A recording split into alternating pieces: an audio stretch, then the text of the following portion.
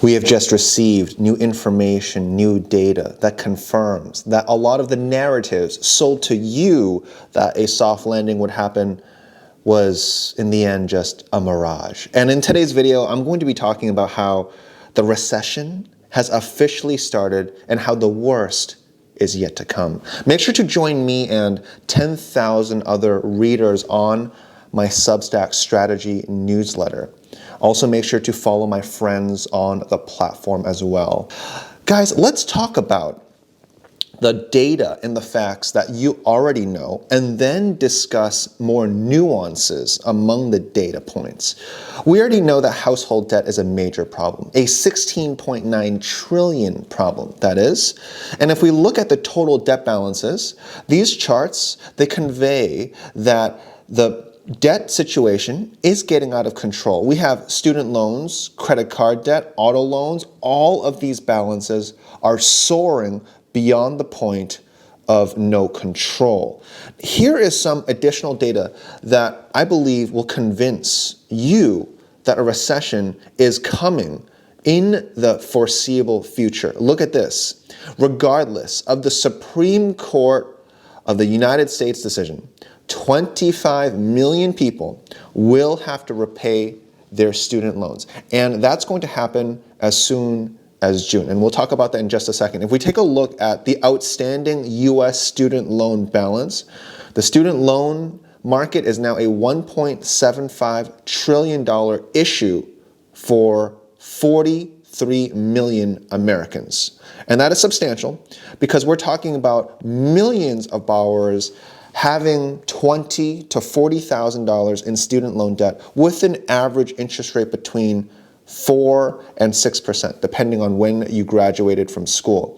And if we look here, this pause in the student loan repayments starting on June 30th, 2023, that is going to be a massive issue for the consumer spending strength that we've seen so far. We're talking about potentially a sharp halt to spending later this year once these things come through. And the legend himself, Michael Burry, he sees terrible consequences from student loan forgiveness. Specifically, he said that bailing out generations of bad choices will mean more bad choices, tuition hikes, and terrible consequences for America. So what this means is for people who get their student loans waived, in the future cohort of college students, they might see tuition hikes and raise the inflation situation far worse than where it is now. Now, in addition to the student loan crisis that is about to hit people in June, something more immediate and sinister has happened. Take a look at this. Food banks expecting surge as SNAP nutrition benefits cut. In a previous video that I made very recently, I talked about how the temporary pandemic SNAP benefits will end in remaining 35 states in March 2023. Actually, we're talking about today. Those benefits have ended as of right now. And this is very significant because the SNAP program, the Supplemental Nutritional Assistance Program, helps about 40 million people get through their food needs through that assistance. And we can see here, if you search up SNAP benefits on Google, everything's on the homepage now.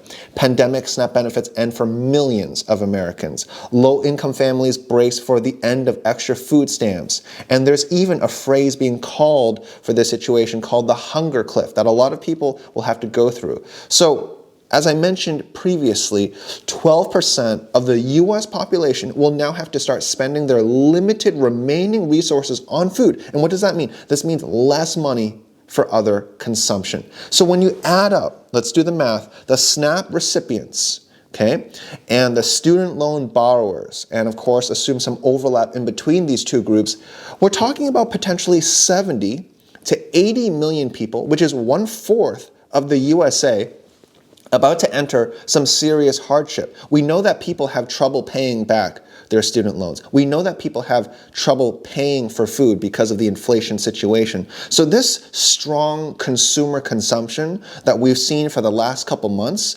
that is about to end imminently. Now I want to show you some data from recruiting firms that is at odds with the monthly labor reports. Look here, long, robust US labor market shows signs of cooling. And what do I mean by that? The ZipRecruiter and Indeed.com hiring firms, the marketplace where you can post jobs and then find opportunities, they're offering details that foreshadow a significant weakness in the job market ahead. Look at this. Folks at ZipRecruiter, they have many conversations with hiring managers. Many of them are very concerned about overhiring. And we can see that a lot of the high-paying careers, they're seeing listings plummet. Part-time listings, though, they are soaring.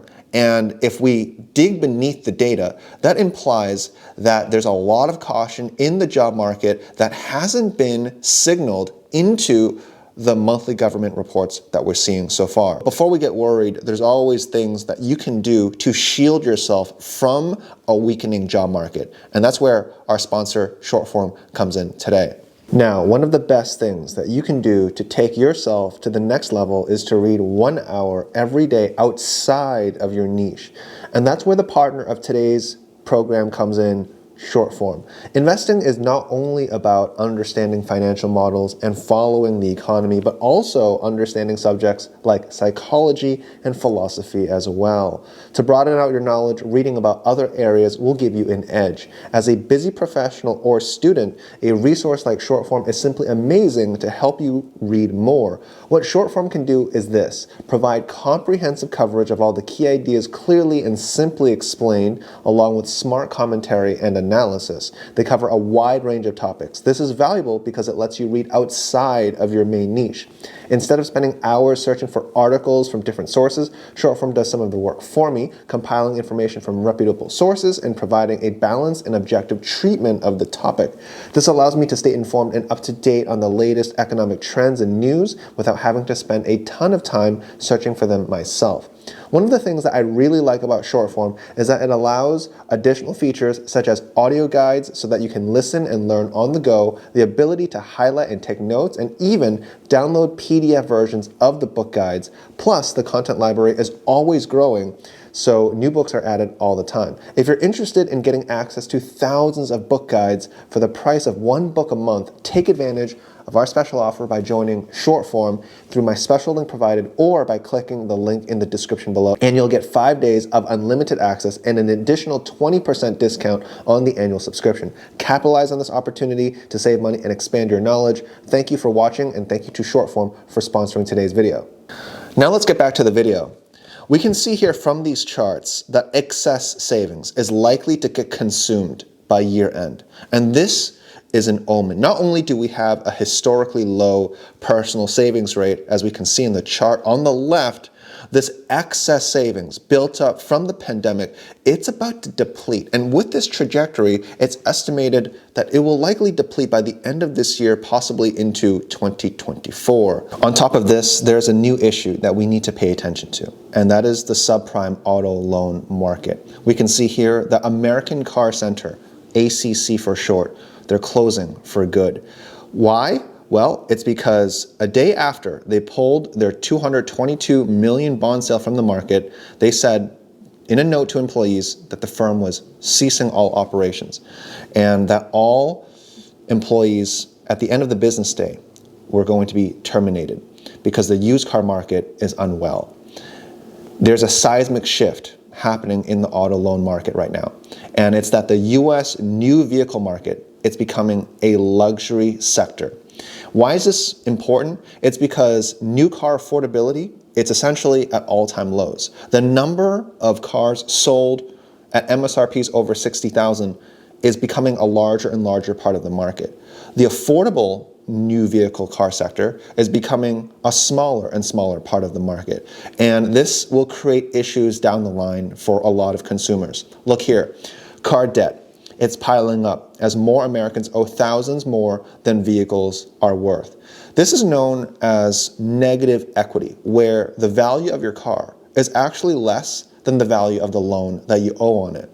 Some anecdotes will illustrate this. Look here, Chris Martin.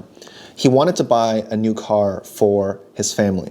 but he and his wife were $14,000 underwater on their 2 vehicles. So what they had to do was they had to sell 2 of their vehicles in order to upgrade to 1. And that's the issue with negative equity, which is becoming a bigger and bigger problem in the auto market. Here's another anecdote, and this is from a 45-year-old mother. Name is Shauna Below. She says that she feels trapped in her Ford Escape. 4 years ago, she traded in a Chevy Malibu and bought a 6-year-old Escape for around $16,000. After including the negative equity on her trade, taxes and other fees, she financed more than $25,000 and is paying it off over 7 years. So this is a prime example of kicking the can down the road until the problem explodes in our faces. On top of this, we have auto loan rates. They keep moving higher, making affordability worse and worse. And you would think that this would have clamped down demand by now. But if we look at the latest inflation report from the core PCE, if you look at the January 2023 column, all of these categories are in green because prices are moving up again as consumers continue to spend. But the fundamentals are not well, as I'm going to show you here from the recent earnings of Dollar Tree. Inflation has taken hold at Dollar Tree. $1 items, they're no longer just the only product. Inflation is a prime example at their stores where a significant number of items now sell for $3 and $5. Dollar Tree also confirms that there is a significant trade down among people who make $80,000 or less, meaning people who used to make $80,000, they were shopping at other places. Now they're shopping at Dollar Tree. How do they have this information? It's because of your credit card information and because of your credit scores. They can tell from your transactions. So due to this, if we take a look at the distribution of household income in the US, a significant percentage of people in households make $80,000 or less. We're talking about close to 50%. So this is all happening at a time when the consumer keeps spending in the face of very clear weakening prospects. And stocks, they're still quite expensive relative to history.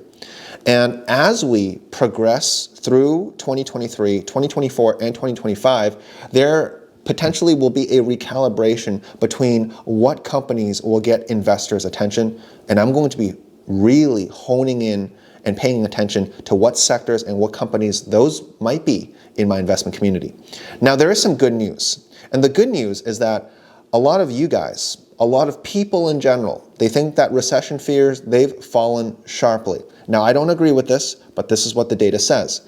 Also, China factory data has come in quite strong. Manufacturing PMI has risen to the highest level since April 2022. And I recently said in one of my strategy newsletters that I'm personally not concerned about China's economy. I'm concerned about regulation fears. I'm concerned about geopolitics. I'm not concerned about China's economy because zero COVID has essentially ended, and the reopening narrative is going to push consumer consumption to potentially reach China's GDP target or more. Another source of good news is that, according to Wells Fargo, the bear market is over. But whether you believe that or not, well, that's up to you. I certainly don't, but we shall see. Guys, join me and 10,000 other readers on Substack, where I share investment strategy, exclusive previews, and more. And follow me on Instagram for my Instagram stories, where I share thoughtful commentary on markets and perspectives on how to be more successful. With that said, thank you to Shortform for sponsoring today's video. You guys are awesome as always, and I will see you in my next video.